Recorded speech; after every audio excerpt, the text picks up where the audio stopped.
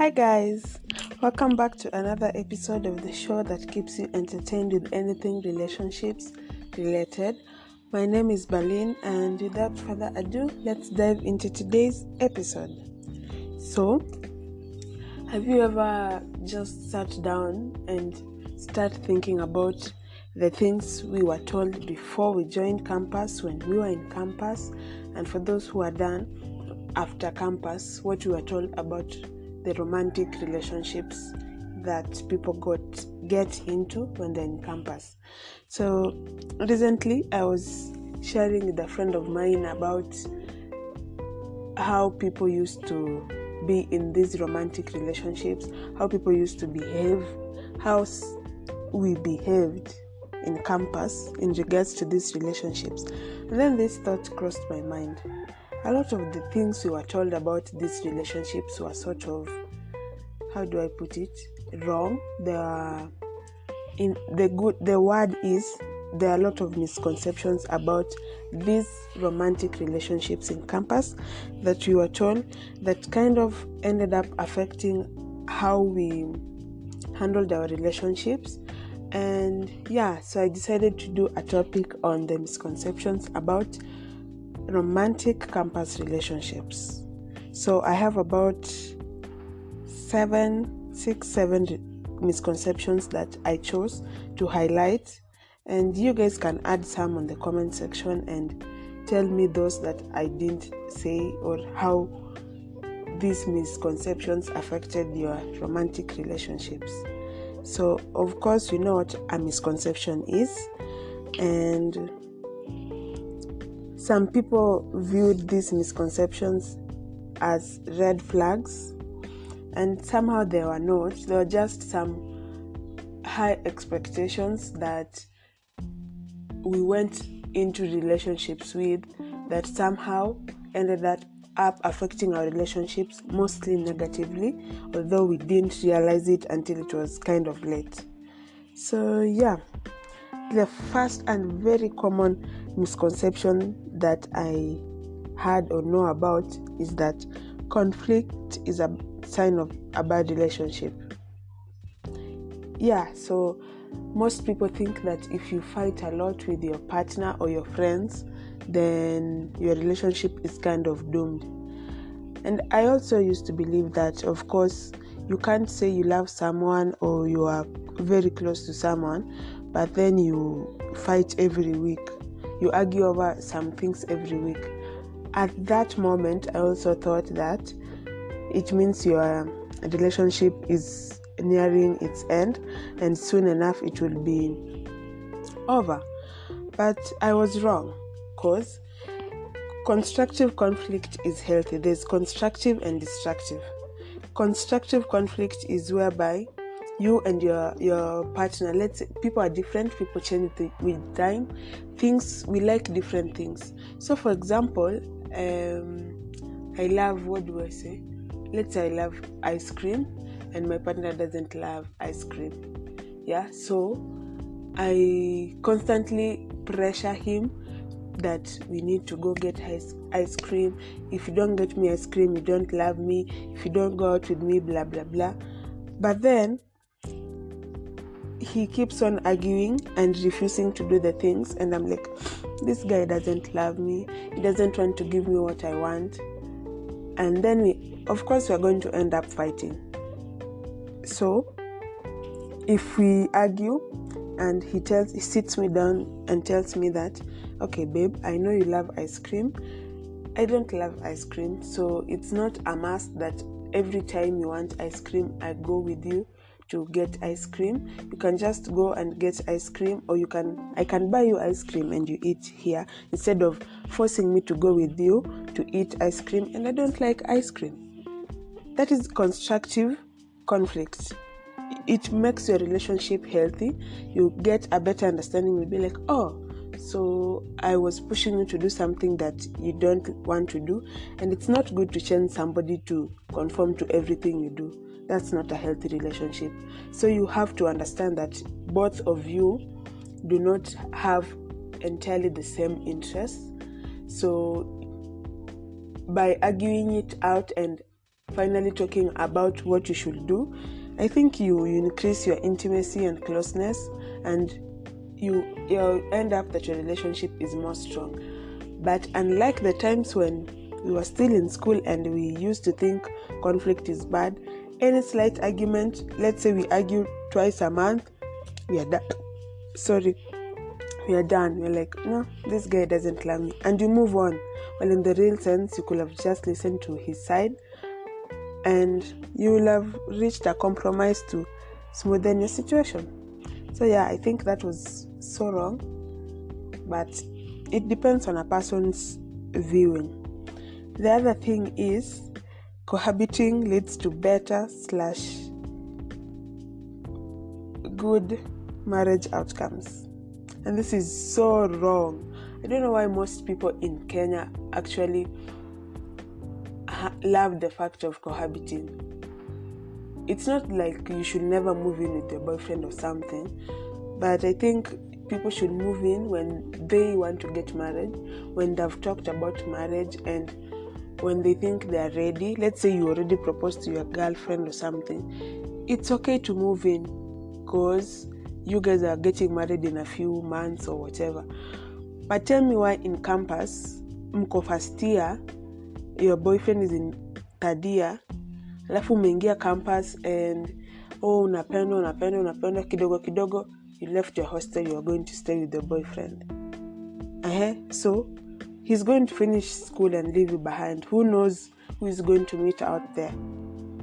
So I don't think cohabiting increases somebody's chances of getting married to their partner, mostly at that campus level, because we're still too young and we actually don't know what we want. You can't tell me a 20-year-old who is in a relationship with a 23-year-old man or boy is actually sure that this is the one man with their true love, without even testing other things. I mean, is that even possible? Anyway, to some people it may happen and they end up married, but I actually don't believe that concept. I think you need to explore a lot before settling. Yeah, some people go there with that mentality that I have to get that one my partner in school. And I remember also before I went to campus, there was this talk at home and my grandma was like, people go to campus to come out with the degrees, and make sure you come out with a husband. I was like, oh, okay. People go to come out with the husbands also. Well, I finished campus and I didn't come out with a husband. And I think people start cohabiting with the thought that, if let's say their grandmothers or anybody back home told them, like my grandma told me, that you should come out of campus with the husband, they'll be like the first guy that they get in a relationship with and looks serious, and then invites them to live together. They're like, yeah, I'm done, that's my husband. But it's not true. These campus boys, utakuwa first year, you are hot, you are new, you are hot commodity, they like you, yeah, they put you close, and then next year when other first years come, new meat comes, and they're like, siku hizi huyu anabo kidogo, you guys have broken up. Now you have to look for a way to go back and start staying in the hostels after you had comfortably moved out of your hostel to stay with your boyfriend. So I don't think cohabiting in campus, specifically, leads to better marriage chances. That's my opinion, and I'm not attacking anybody. Okay. The third thing is opposites attract. This does not apply mainly and only to campus relationships. I think it applies to all our relationships, even out of campus, even before campus, that opposites attract. I don't believe in that motion. Maybe when you say opposites, like heterogeneous relationships, of course, but no, I don't think. I think instead of opposites attracting, I think rather birds of the same feathers flock together. Like, you should look for somebody who has similar interests like you. Again, it does not have to be 100% that you guys like everything the same. I think that is boring. No offense. But you must have a lot of things in common, the important things. Like, let's say, for example, right now we are out of campus and I know most of my peers are looking at marriage options. People are actually getting married, and some people even have kids already. So if you are looking for that partner that you think you want to have the rest of your life with, it's better if you have a lot in common than a lot of things different. Let's say, for example, you are athletic, and then you look for,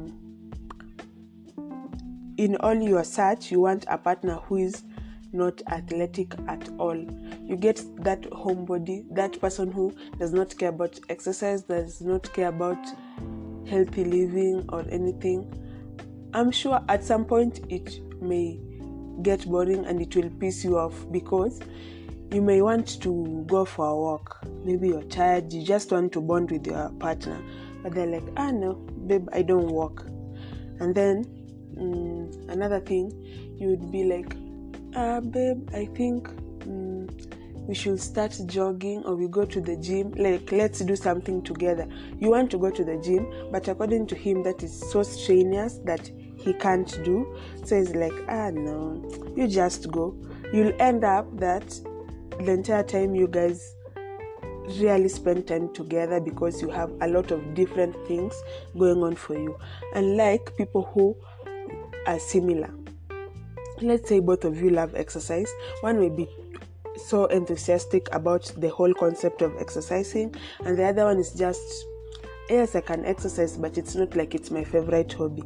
You can spend some time together during exercise. You can say, let's say 2 nights a week, we go for a walk in the evening, and you bond, unlike those other people who have totally nothing in common. So I think the concept of opposites attracts is not that definitive, but maybe it works for some people. But according to me, I don't think it works. Yeah. So, on to my fourth misconception. Getting a baby can make your problems go away. Again, I'm not judging anybody. I'm just trying to talk about the misconceptions, because I feel like somebody will feel attacked. Now, it will blow over or something. But I saw most people in campus get pregnant. I don't know if it's by choice or maybe it was not planned. And most people were like, huyu akishamzalia, he'll not leave her. No, guys, it happens. I've seen people who were left after having a baby. Some people actually broke up when the guy realized that the girl is pregnant. Campus boys wanajua kuruka ball. Hey, those guys, wanajua kuruka ball. There was a friend of mine who got pregnant, who was impregnated by a guy who was older than her. So after this guy realized that she was pregnant, he rukaed the ball. So this dame was so stressed. She actually fell behind in her studies. It was so depressing, and she was like, if you could see her, you'll be like, oh my God, she's suffering. Yeah. But then she just, I think because of a lot of friends who were constantly checking up on her, she actually came back well. She bounced from the depression, and then she gave birth. She gave birth to a very pretty baby boy. So over time, this guy starts seeing the resemblance of the baby to him, and I think sijui ni guilt or something. Now he wants a share of the kid, and he had actually rejected her when she was pregnant. So I don't think the choice of people should have babies if both of you agree that we want to have a child, to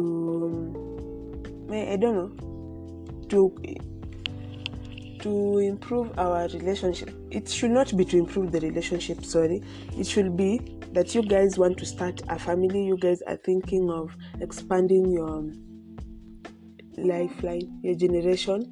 So you decide, I think I'm ready, you are ready, yes, let's do it. But sometimes it happens unplanned, and I think it's just okay if it happens unplanned. But getting a baby with the intention of that you want to save your relationship or something is not good. It's not even fair to the kid, because probably one of the parents who actually didn't want the child in the first place will not be good to the baby. So in as much as there are scenarios that we can't avoid, I think we should all agree that getting a baby to save a relationship is not the best of these decisions. Another one is people think that you have to change for your partner to love you. Okay, guys, this is clear toxic relationship things. I mean, why should you change? If, let's say, this Chile liked you, she met you, you guys met, you talked to her, akaingia box, akasema oh nimekulike. Why is it that after ameingia box,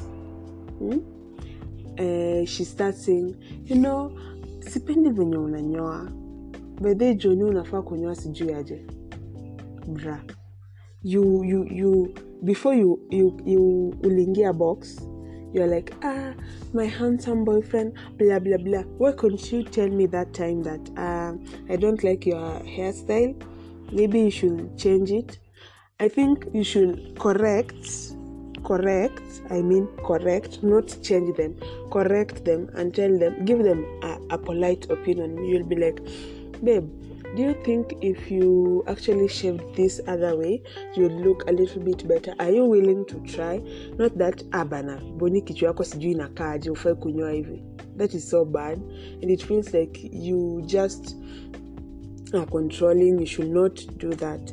So most people in campus relationships used to change whatever they believe, whatever they thought their partner wanted, so that they may fit in and wasiachwe. And that is not right. It's a very bad conception of how a relationship should be, and that is so toxic.